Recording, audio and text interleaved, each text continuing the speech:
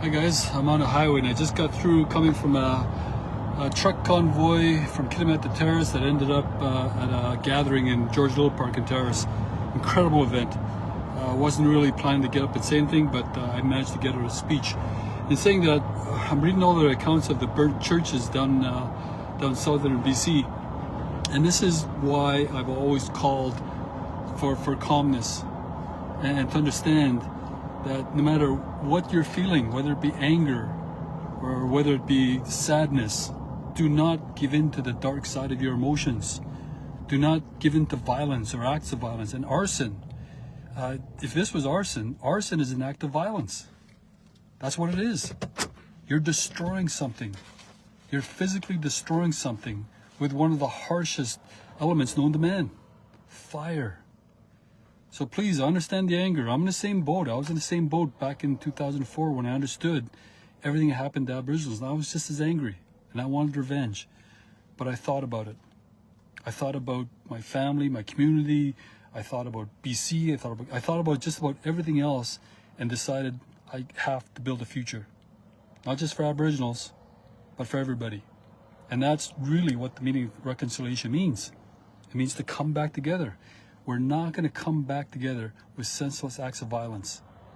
Okay, there's better ways. There's more positive ways to channel what you're feeling. Okay, I just came back from an event at the George Little Park in Terrace.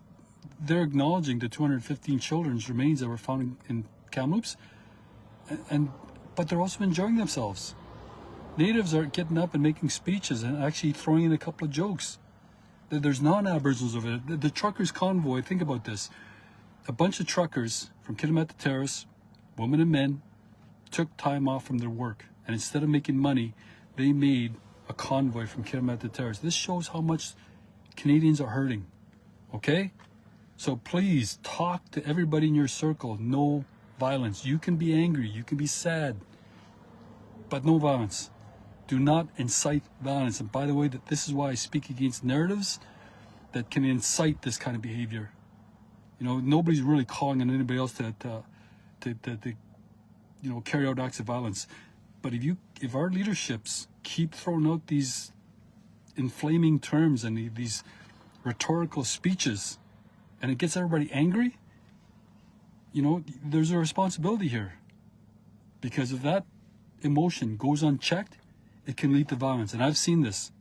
I've seen it happen many, many times in my community. I've seen it when it happened with the Asians down in Vancouver.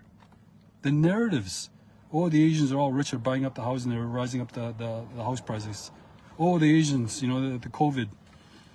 You keep making those narratives, violence is on its way. So there's a responsibility here as leaders.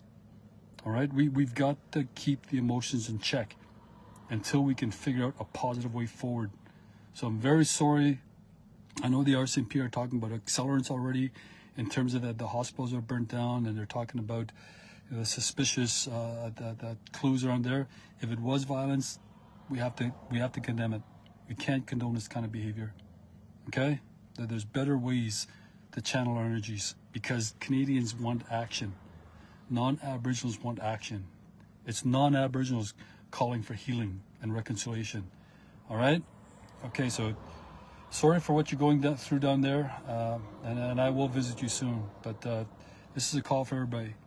You know, just be calm. Think about this before you carry out some actions that you might regret. Okay? Have an incredible